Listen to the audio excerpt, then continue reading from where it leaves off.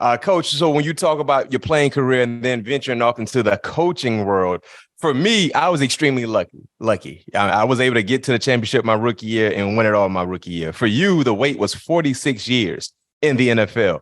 What was it like, Coach, reaching that mountaintop after devoting all that time over the years in the National Football League to try to get that championship as a coach? It's unexplainable, really, in words. But I thought, Buffalo had those great teams, and they went to 4 straight Super Bowls, and they lost all 4 of them. And I don't think it'd been back again. And that was prior to us getting to it some. And I had gone twice in Cincinnati, and both of them close games and lost. Each year that clock ticks, and I wasn't a young coach then. And then our first time in Pittsburgh that we got there, we had that game with Dallas, and Dallas gained 245 yards in total offense. And I don't know for sure again about records, but that's got to be the lowest amount of yards a winner ever made in that game, and we lost. So I was 0-3, man, and we were going up to Detroit to play in that first one. And that's the one you're smiling about. I know that.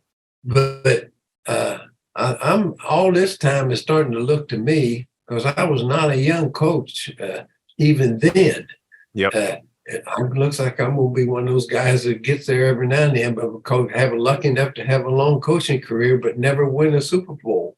And when they had that last shot down there, and Ike reached up there and batted that last ball down, and then Ben ran a quarterback keeper to kneel the last 4 plays, and we beat Seattle 20-10 was the final score. Well, everybody flooded the field, and the players were going crazy. I walked over to the bench. I sat down on the bench. There was nobody within 50 yards of me. Everybody was, and the confetti was raining down, man. And I was staring at that scoreboard, and it kept saying Pittsburgh 20, Seattle 10. And I kept saying, man, that's right. That's what it says. So this ain't a dream. They ain't going to flip that score around and put Seattle up there to 21 or nothing. That's the final score. It's over. But that's the only thing I really remember from the moment of that game being over, because most of the time you're calling the game, and your thoughts are completely focused on what's the game situation, what's the down and distance, who's in the game, who they got in the game. And you're just busy working. And when it was finally over, I sat down. I'm going to tell you, I sat there for a full 5 minutes and just stared at that scoreboard. And I was it was like I zoned out. I was in a completely different medium, man. I said, we finally did it, and I ain't going to get shut out. And then you guys come back and got me another one then in the Super Bowl of 09 and the season of 08.